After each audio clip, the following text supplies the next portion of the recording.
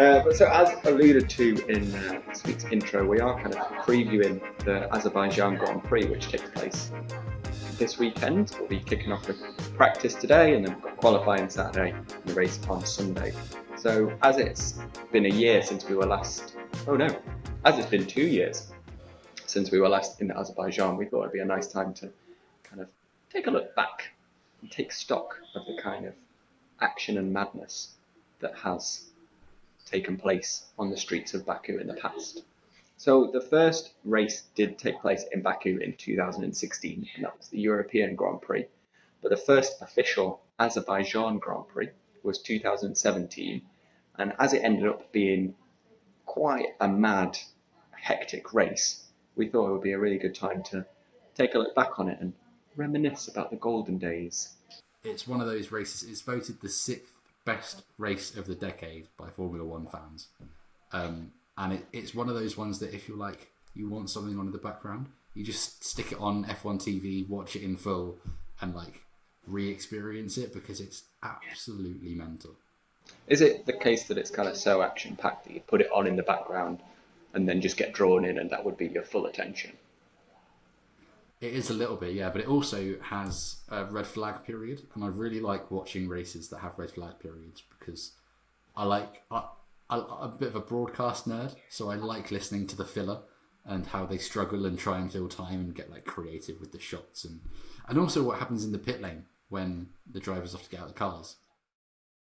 So when the race kicked off, there was action from the get-go, and it kind of all kicked off with, in the first corner, we saw Kvyat running wide, and then he came back in and caused Carlos Sainz to spin off. And it was quite nice watching that back, because I forgot how good the Toro Rosso livery used to be. That was my main takeaway from that chrome, blue and red. It's still also a little bit weird seeing Carlos Sainz in a Red Bull livery car, isn't it? Considering that he's gone through Renault and McLaren since then and is now at Ferrari, and it wasn't that long ago, really. No. I wonder which driver on the grid has been through the most teams in the shortest time. But the action did continue into the first lap, and a few corners later we had the two Finns of Raikkonen and Bottas coming together, and that gave Raikkonen quite a bit of floor damage. Bottas ended up with a puncture, and he had to go into the pits to get new tyres, and he dropped way back down the pack, which sort of made it look like his race could have been over. It put him a lap down, didn't it? Yeah. He was one lap behind the leaders after just the first lap. Whose fault was it? I don't know. It was kind of, there wasn't a lot of space, but I would kind of probably stick it down as a racing incident. Me too. They were both going for the same corner. There's not a lot you could do. I think that all kind of, any incident that happens in those first few corners is always going to go down as a racing incident, because the line you can take around those kind of right angled turns in sector 1 is so thin that you've got to make the move. That's what makes this track so great, right? It's a tight street circuit like Monaco that you can actually try and do an overtake on. Yeah, that's another thing that's quite interesting about it, is that it's a lot of quite sharp right angle corners, which usually get criticised. I'm thinking about Abu Dhabi for killing the speed and making for boring racing. But there's usually a decent amount of overtakes, and it's not always just DRS. It's a lot of kind of outbraking each other and wiggling your way through. Freak amongst the calendar. So as the race went on, there was a few sort of notable mentions, I'd say. So Ricciardo had to go into the pits because he had some debris in his brake ducts, and that saw him drop down the pecking order as well. So I think he came out about 17th or something ridiculous like that. You've raised your eyebrows, so I don't know if it's true. No, that was well. Oh. And we had a good 10 laps of clean racing before we ended up with Max Verstappen having an engine issue, and Daniel Kvyat was also ran into some troubles, and that brought out the safety car, and it was the first safety car period of the race, and even that was an action-packed safety car period. Do you know what happened during this? Yes. Yes, I do. Hamilton was complaining about the safety car being too slow.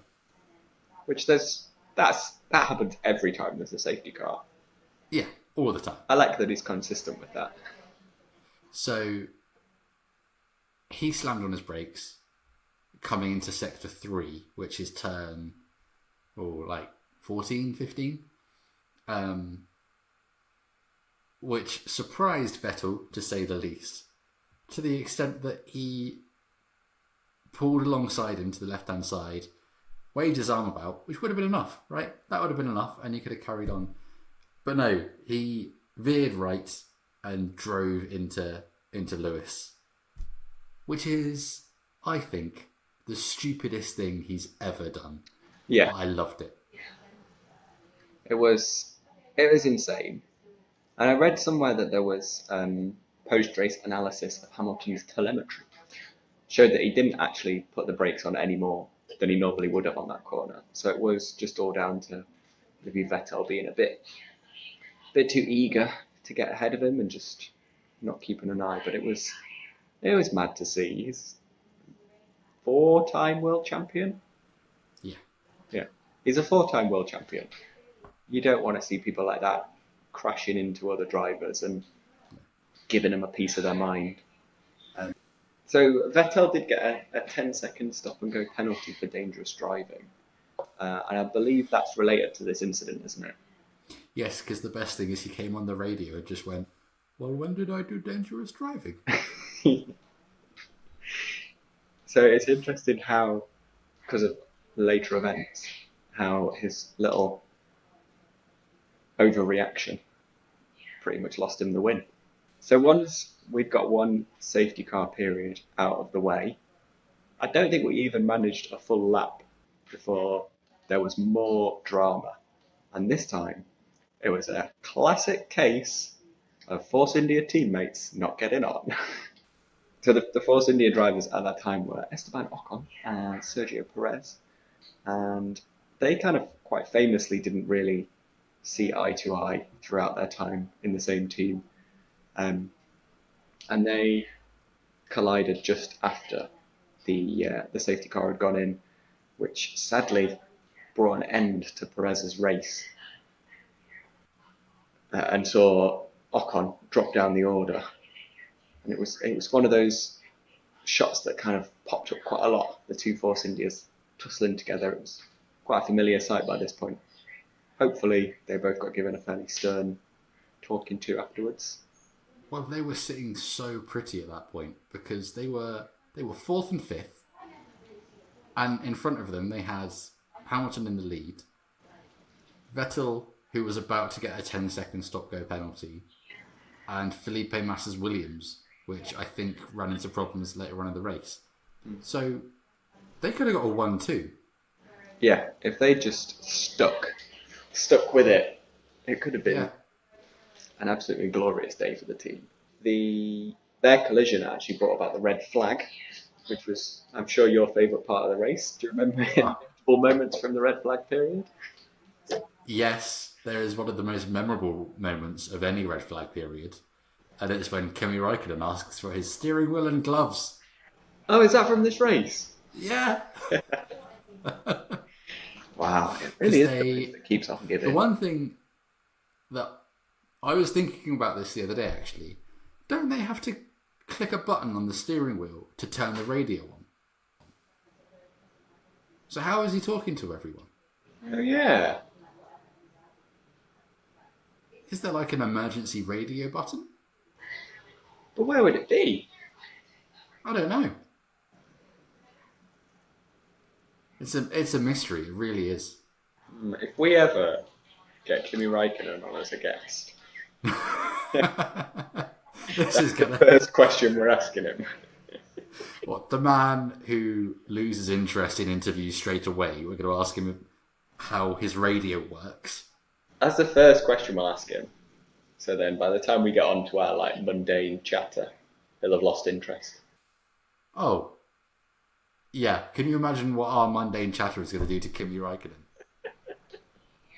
Just walk off, I reckon. And do you remember anything that happened in the second period of the race? Well, Vettel came in for his. Oh no! So this is straight off the safety car restart, isn't it? This is one of the great overtakes. Yep. Ah, that was a great overtake.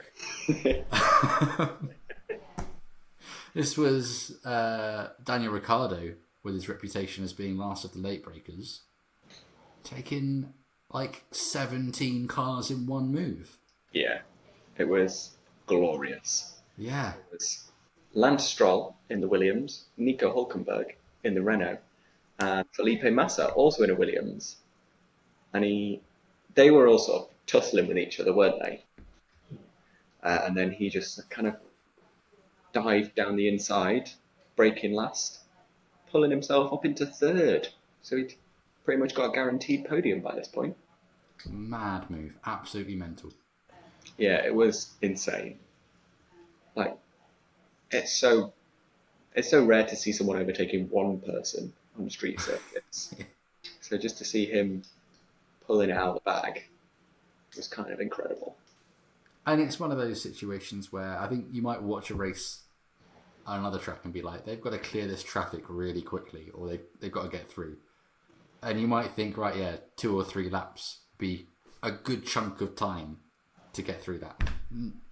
With what must have been cold tyres and cold brakes as well, to pull off that is just incredible. Yeah, yeah. And it looked like he had like a tiny little lock-up and that was it. Yeah. It was all just plain sailing for him. And that really set him up for the rest of the race, didn't it? Yeah, pretty much. I did have an honourable mention for another quite tasty overtake. Not 3 people, it was just 2. And this was Kevin Magnussen in the Haas. He also passed Nico Hulkenberg and Felipe Massa. And that got him up into 5th place. So I think that just deserves a mention because how often do you get to talk about Haas overtaking someone? Or as high up as 5th. I know. Anymore, anyway. Did Hulkenberg was a DNF, wasn't he? He hit his front right on the entrance to like the old section.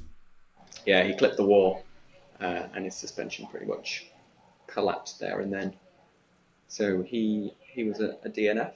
And then just after that, one of the strangest reasons to pit I've ever seen was with Lewis Hamilton when his headrest started coming loose. Yeah. I've never seen anything like that at any other race. No, I guess maybe it was during the red flag period.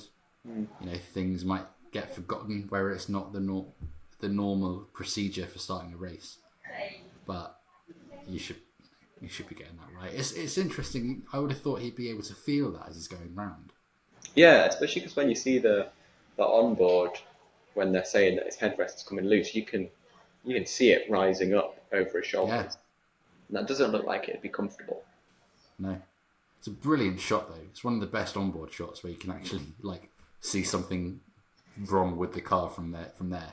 Yeah, because usually when someone's saying there's like something wrong with one of the tyres or there's a little bit of blistering and you're there like staring at your TV with a magnifying glass like, how can they spot that? But with this, it was something physically moving. But this was kind of the point where the stars started to align for old Daniel Ricciardo, wasn't it?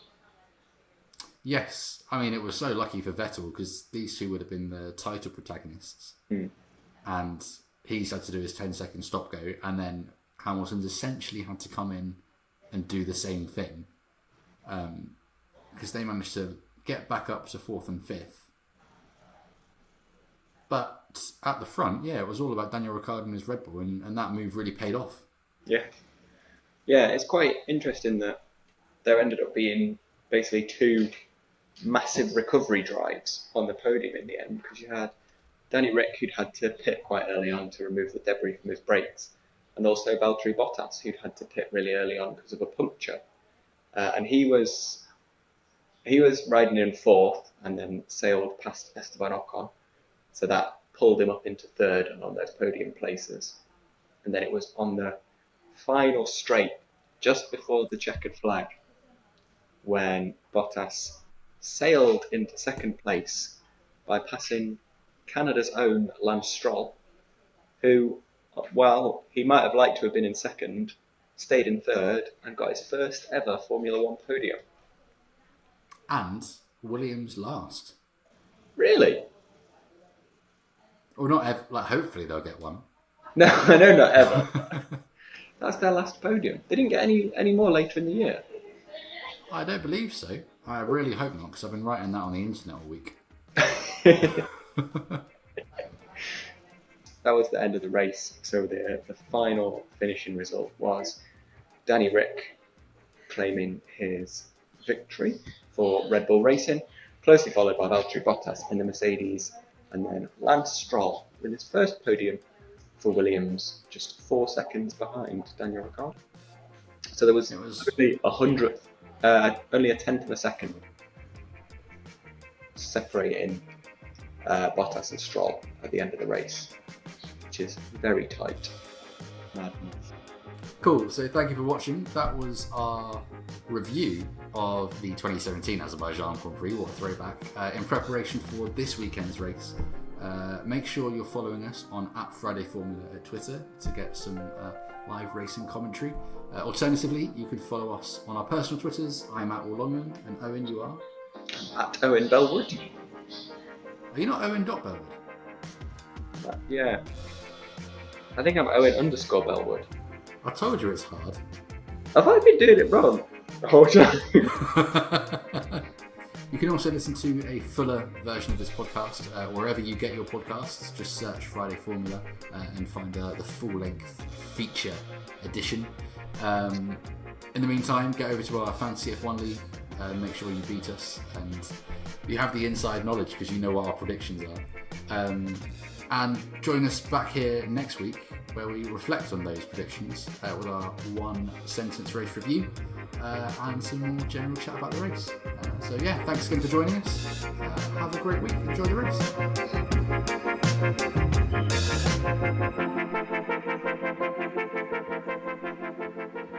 2-armed wave. Very ambitious.